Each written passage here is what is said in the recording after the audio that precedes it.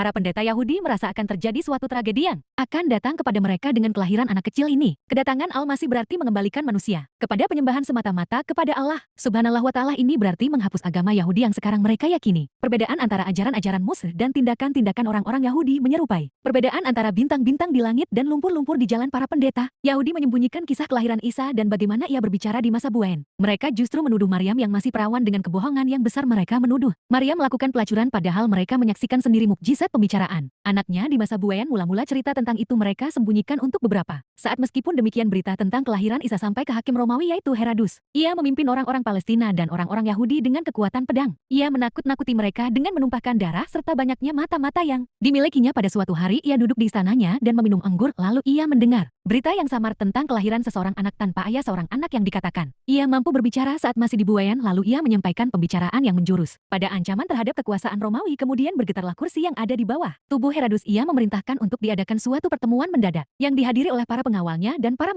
matanya. Pertemuan itu pun terlaksana. Herodus duduk dengan wajahnya yang hitam mengkilat, lalu ia memutarkan pandangannya ke arah mata-matanya dan bertanya, bagaimana berita anak kecil yang berbicara di Buennya? Salah seorang kepala mata-mata berkata, tampak bahwa masalahnya tidak benar. Kami telah mendengar isu-isu sekitar anak kecil yang mereka katakan bahwa ia membuat mukjizat dengan berbicara saat ia masih belia. Lalu saya mengutus anak buahku untuk mencari kebenaran berita itu, tetapi mereka tidak menemukannya. Jelas bagi kami bahwa berita itu dilebih-lebihkan. Kemudian salah satu anggota mata-mata raja berkata, aku telah mendapatkan bukti yang terpercaya bahwa 3 orang dari orang-orang Majusi datang di balik suatu bintang yang mereka lihat menyala di suatu langit, dan bintang tersebut mengisyaratkan kelahiran anak kecil yang membawa mukjizat, yaitu anak kecil yang akan menyelamatkan kaumnya. Hakim berkata, bagaimana ia dapat menyelamatkan kaumnya dan kaum siapa yang diselamatkannya? Salah seorang mata-mata berkata dari Majusi itu, pergi dan tak seorang pun menemukan mereka.